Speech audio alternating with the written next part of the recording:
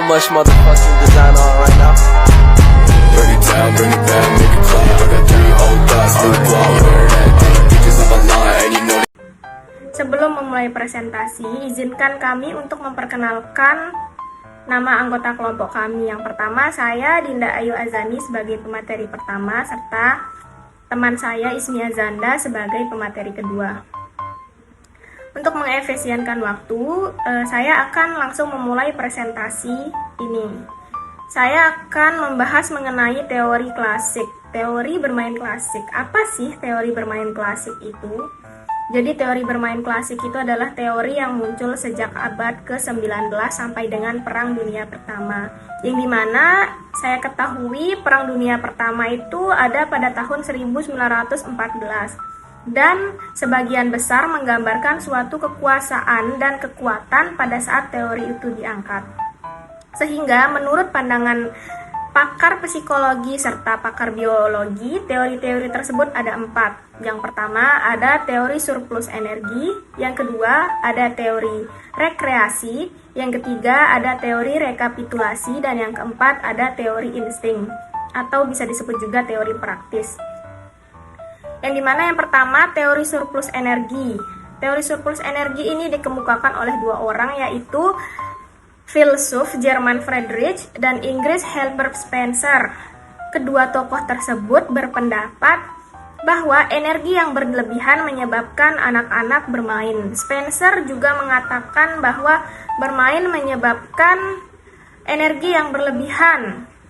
Dan ini tuh berlaku untuk manusia dan hewan yang sangat evolusioner atau bisa disebut evolusi dan berkembang. Anak-anak dapat mengalami hal-hal yang negatif jika tenaga mereka tidak disalurkan dengan baik dan benar. Sebagian orang percaya bahwa anak memiliki energi yang diperlukan untuk bertahan hidup. Ini maksudnya kehidupan anak-anak itu seringkali penuh dengan aktivitas fisik, pertumbuhan, dan juga perkembangan yang memerlukan banyak sekali energi. Teori surplus energi ini mengatakan bahwa bermain adalah cara bagi anak-anak untuk menyalurkan energi berlebihan mereka ke hal-hal yang positif. Teori surplus ini dimaksudkan mengenai menyalurkan ke energi yang lebih positif itu, contohnya kayak misalnya bermain itu banyak memiliki manfaat, salah satunya melatih kemandirian dan kecerdasan emosional dibandingkan dengan ke hal-hal yang negatif. Contohnya hanya menonton film yang kurang bermanfaat untuk anak yang masih di sekolah dasar, serta mungkin menyalurkan ke hal-hal yang negatif ini contohnya berkelahi. Kemudian teori yang kedua yaitu teori rekreasi. Teori rekreasi ini dikemukakan oleh Moritz Lazarus. Moritz Lazarus mengemukakan bahwa bermain berlawanan dengan bekerja yang menghasilkan penurunan tenaga. Maksudnya bermain itu berbeda dengan bekerja yang lebih menghasilkan penurunan tenaga. Bermain adalah cara anak untuk mengembalikan energi yang telah terkuras. Anak-anak menjadi lelah dan tidak bersemangat jika energi mereka sudah digunakan untuk bekerja. Anak-anak juga mendapatkan kembali energi melalui bermain. Jadi anak-anak itu bisa mendapatkan energinya kembali melalui bermain, yang membuat mereka lebih aktif dan bersemangat menurut Slamet Suyanto tahun 2005. Jika dibandingkan dengan teori surplus, teori ini terlihat seperti bertentangan, yang dimana teori surplus itu lebih berfokus pada penyaluran energi yang berlebihan, sedangkan teori ini lebih kepada pemulihan energi setelah melakukan pekerjaan. Namun menurut saya, keduanya itu tidak bertentangan, bahkan mereka itu saling menguatkan, karena rekreasi yang dimaksud itu untuk menghilangkan kejenuhan atau kebosanan setelah kita melakukan pekerjaan atau setelah beraktivitas yang monoton selama beberapa lama. Artinya jika anak menghabiskan energi yang berlebihan hanya untuk aktivitas yang monoton, mereka akan menjadi jenuh dan energi berlebih tersebut tidak dapat digunakan secara maksimal dan positif. Jadi teori rekreasi ini lebih ke menghilangkan kejenuhan atau kebosanan setelah kita melakukan aktivitas. Yang ketiga, ada teori rekapitulasi. Teori rekapitulasi ini sendiri dikemukakan oleh G. Stanley Hall. yang dimana dia mengatakan bahwa anak merupakan mata rantai evolusi dari binatang hingga manusia. Maksud dari pernyataan tersebut itu bahwa manusia adalah bagian dari rangkaian evolusi kehidupan, dimulai dari bentuk-bentuk yang primitif atau binatang purba, dan melalui proses evolusi kita telah menjadi spesies manusia hingga saat ini. Menurut Diana, tahun 2010 menggabungkan permainan anak dengan permainan nenek moyangnya merupakan ulangan. Artinya, kegiatan bermain yang dimaksudkan itu untuk mengulangi pengalaman yang sudah dilakukan oleh nenek moyang. Permainan yang sudah dilakukan oleh nenek moyang itu akan terulang kembali. Contohnya seperti bermain air, bermain tanah, dan berayunan. Hal itu pasti pernah kita temukan saat kita masih kecil. Kita pasti sering bermain air, bermain tanah. Bahkan hampir semua anak di seluruh dunia ini menyukai permainan-permainan sejenis yang itu. Terus kemudian ada teori keempat, yaitu teori terakhir, teori praktis atau insting, yang dimana teori ini dikemukakan oleh Carl Gross. Menurutnya, bermain yang dimaksud untuk membantu anak memperkuat insting yang mereka butuhkan untuk bertahan hidup di masa depan. Maksud dari pernyataan Carl Gross ini yang dimana bermain itu dapat membantu anak-anak dalam memperkuat insting mereka untuk mengembangkan keterampilan dan pengetahuan yang diperlukan untuk bertahan hidup di masa yang akan datang. Misalnya kayak kemampuan seperti kemandirian, seperti kecerdasan emosional, seperti keterampilan sosial, dan kemampuan anak untuk memecahkan masalah. Sehingga dengan kita memperkuat insting sejak dini, anak-anak akan lebih siap untuk menghadapi tantangan dan hambatan yang akan terjadi di masa depan. Menurut artikel lain, juga bermain adalah sifat bawaan atau naluri yang membantu mempersiapkan kita untuk menjadi peran orang dewasa. Melalui permainan atau melalui bermain, fungsi organ tubuh berkembang dengan sangat baik. Yang dimana maksudnya melalui permainan ini fungsi perkembangan tubuh kita dapat berkembang dengan baik. Jika kita sering melakukan kegiatan, pasti dia bakalan baik gitu tubuh kita. Sedangkan kalau kita nggak pernah melakukan kegiatan, seperti misalnya kita cuma hanya bisa rebahan, sekalinya kita akan melakukan gerakan, itu juga bakalan buat kita sakit, karena kan saking nggak pernahnya kita melakukan pekerjaan. Terus kemudian hal ini bisa juga membantu anak-anak untuk memperoleh keterampilan tertentu yang akan membantu mereka menghadapi di kehidupan yang akan menjadi orang dewasanya. Oleh karena itu, tujuan permainan itu juga salah satunya untuk melatih kemampuan intuitif anak agar dapat berfungsi dengan baik. Sekian materi dari saya, akan dilanjutkan oleh pemateri kedua. Materi selanjutnya yaitu mengenai teori modern. Teori modern adalah teori yang muncul setelah Perang Dunia Pertama dan bertahan hingga saat ini.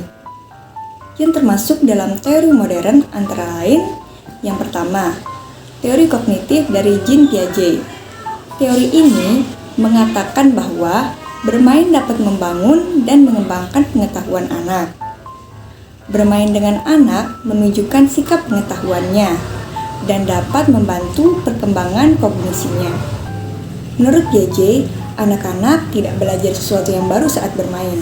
Sebaliknya, mereka mempraktikkan dan mengkonsolidasikan keterampilan yang baru diperoleh. Anak-anak memperoleh pengetahuan, pengalaman, dan interaksi dengan dunia sekitar mereka sendiri. Menurut teori ini, perkembangan kognitif manusia dibagi menjadi 4 tingkatan. Antara lain, yang pertama yaitu sensori motor. Keterampilan sensorimotorik merupakan tahapan perkembangan kognitif pada anak sejak lahir hingga usia 2 tahun. Di sini merupakan awal peralihan dari perilaku refleksif ke perilaku terarah pada tujuan.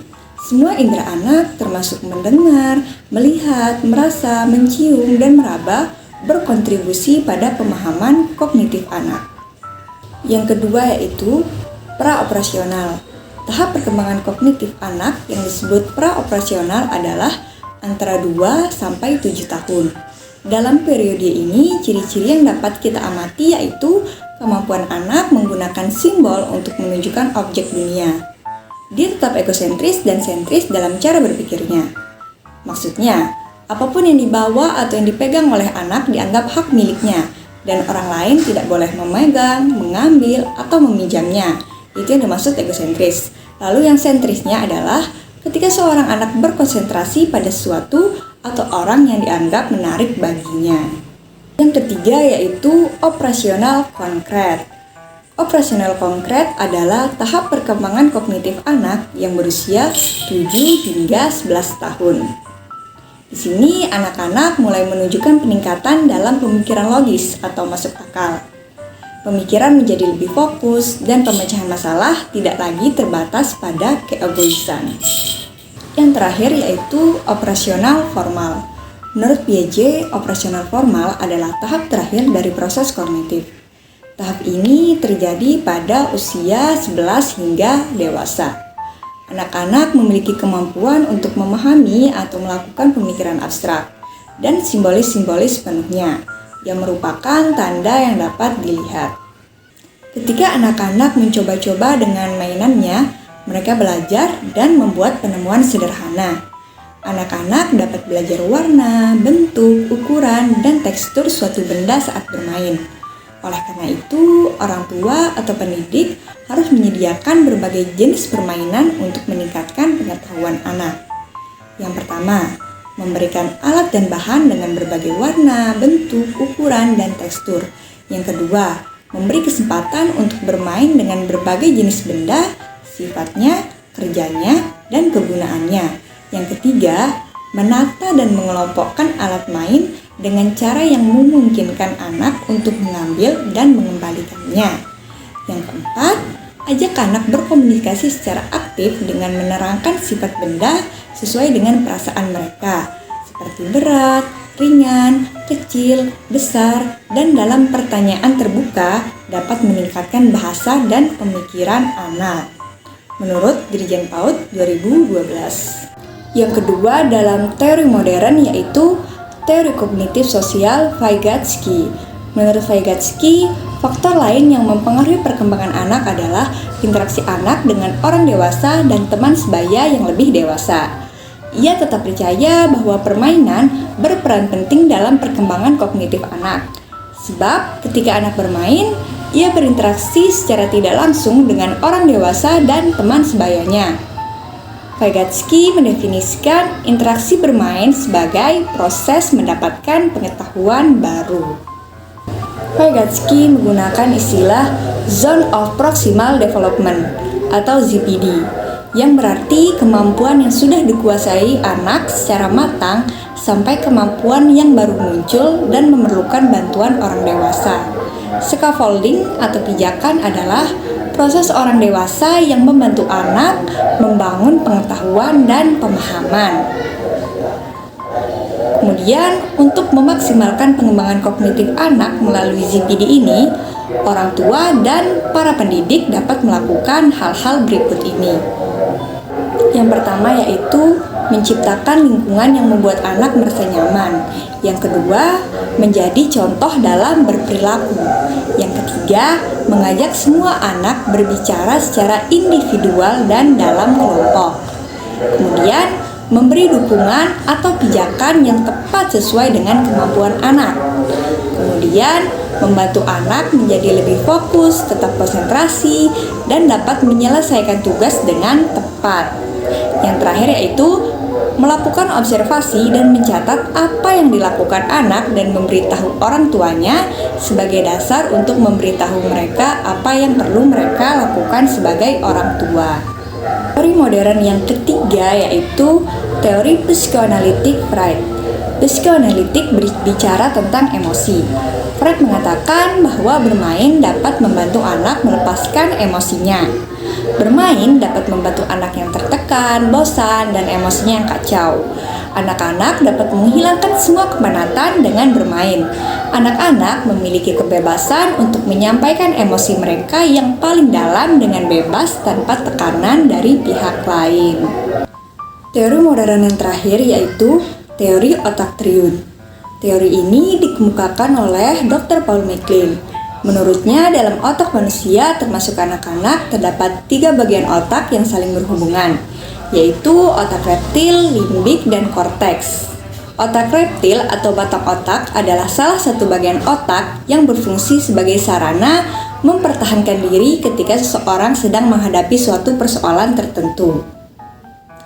Kemudian, dalam konteks pembelajaran, maka apabila anak dalam keadaan tertekan, takut, dan terancam, maka hanya otak reptil ini yang dapat bekerja dengan baik. Sedangkan bagian otak yang lain tidak. Oleh karena itu, supaya anak tidak tertekan, pembelajaran harus dibuat semenarik dan menyenangkan. Yang kedua yaitu otak limbik. Adalah bagian otak yang memiliki fungsi untuk mengendalikan emosi, kemarahan, kegelisahan, kesenangan, dan cinta. Apabila anak dalam kondisi aman, nyaman, dan menyenangkan, maka sistem limbiknya akan dapat bekerja dengan baik. Dalam kondisi ini, anak dapat belajar dengan baik pula. 3 yaitu otak korteks, yaitu bagian otak yang berfungsi untuk intelektual. Makanya otak ini disebut sebagai topi berpikir. Jika sistem limbik menerima perasaan nyaman dan menyenangkan, maka lapisan otak korteks akan dapat berfungsi dengan baik.